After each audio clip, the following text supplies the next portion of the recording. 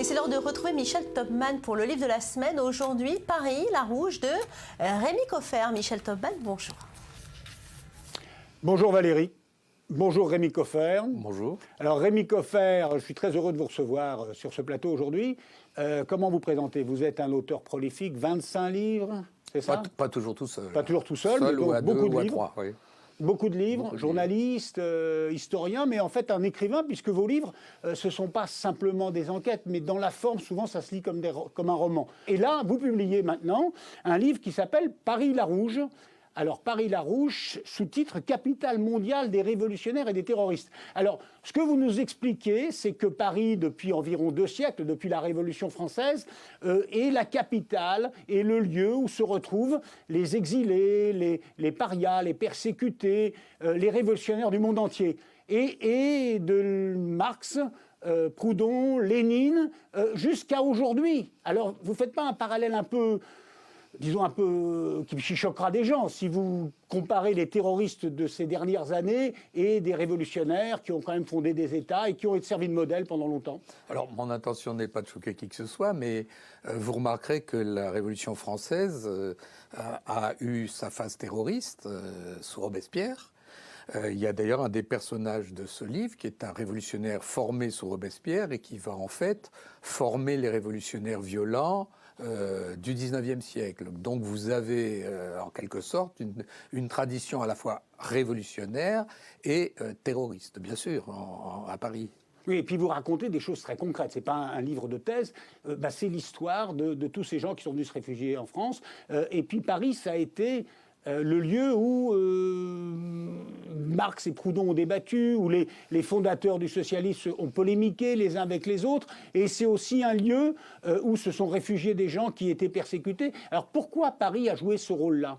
À cause de la Révolution française, à cause du prestige de la grande Révolution française, qui a attiré d'une part des réfugiés, comme vous le disiez tout à l'heure, et d'autre part des révolutionnaires. Alors, 2 sortes de révolutionnaires. Vous avez les gens qui sont déjà des révolutionnaires, disons, en formation, qui viennent approfondir leur formation à Paris. Alors, vous aurez Lénine, vous aurez Karl Marx, bien sûr, vous aurez Lénine, Trotsky, vous aurez auparavant Bakounine, des gens comme ça, ou d'autres qui ne sont pas encore des révolutionnaires, mais qui vont le devenir à Paris.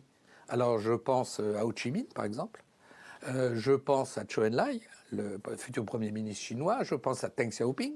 Pol Pot. Et malheureusement aussi Pol Pot, bien sûr. Oui, parce qu'on a abrité des gens qui ont mal tourné. Ah ben, des gens qui ont mal tourné, mais précisément ceux-là étaient de toute façon, vous parlez de Pol Pot, s'il y a un terrorisme, s'il y a eu un terroriste sur Terre, c'est bien suite Pol Pot, évidemment. Enfin, on a connu d'autres, hélas, mais Hitler n'avait pas été formé à Paris. Parmi ces révolutionnaires, il y en a qui sont devenus vainqueurs, qui sont rentrés dans leur pays, qui ont construit des dictatures comme Lénine, et puis il y en a qui ont été vaincus. Par exemple, vous avez une certaine tendresse pour Makhno, l'anarchiste qui a combattu les communistes et qui s'est retrouvé en exil en France. Tendresse, je ne sais pas, mais on en a fait une espèce de monstre antisémite assoiffé de sang. Il n'était pas antisémite et il n'était pas assoiffé de sang. Alors il a mené une lutte violente contre les Russes blancs et également contre les Russes rouges, puisque Trotsky, qui était le fils d'un propriétaire terrien ukrainien, a réglé des comptes avec cet homme qui soulevait la paysannerie ukrainienne. Makhno est venu finir ses jours en région parisienne, effectivement à Vincennes.